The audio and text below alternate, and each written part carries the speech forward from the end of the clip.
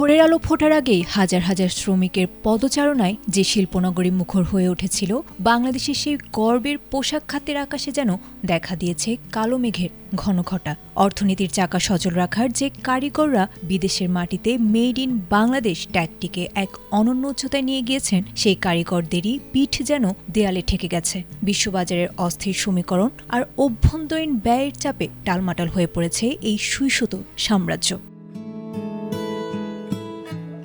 BGMEA এর সাম্প্রতিক তথ্যে উঠে এসেছে এক আশঙ্কাজনক চিত্র। গত ৩ বছরে ধুঁকতে ধুঁকতে চিরতরে বন্ধ হয়ে গেছে প্রায় ৪০০টি কারখানা। আরও কয়েকশো কারখানা বর্তমানে দেউলিয়া হওয়ার ঝুঁকিতে রয়েছে। এনবিআর ভবনে আয়োজিত প্রাক বাজেট আলোচনায় তৈরি পোশাক শিল্পের শীর্ষ নেতারা খাতের এই নাজুক অবস্থার জন্য একাধিক কাঠামোগত সমস্যাকে দায়ী করেছেন। তাদের মতে, একদিকে ক্রমাগত বাড়ছে উৎপাদন ও লজিস্টিক ব্যয়, অন্যদিকে নীতি স্থিতিশীলতার অভাব ও অবকাঠামোগত সীমাবদ্ধতা শিল্পের কোমর ভেঙে দিয়েছে।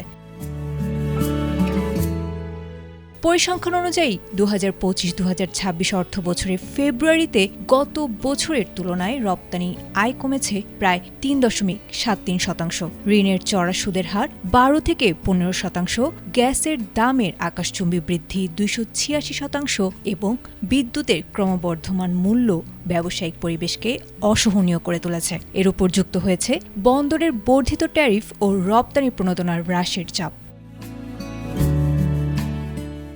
এমন পরিস্থিতিতে আসন্ন জাতীয় বাজেটে অস্তিত্ব রক্ষার বিশেষ লাইফলাইন চেয়েছেন বিজিএমইএ সভাপতি মাহমুদ হাসান খান বাবু।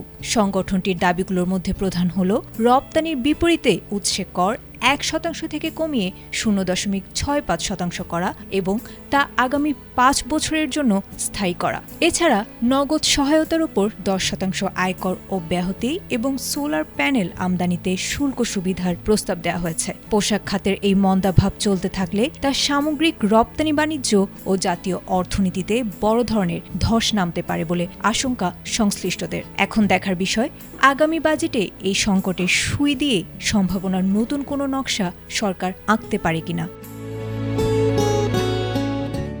আয়েশা আক্তার, এটিএন বাংলা।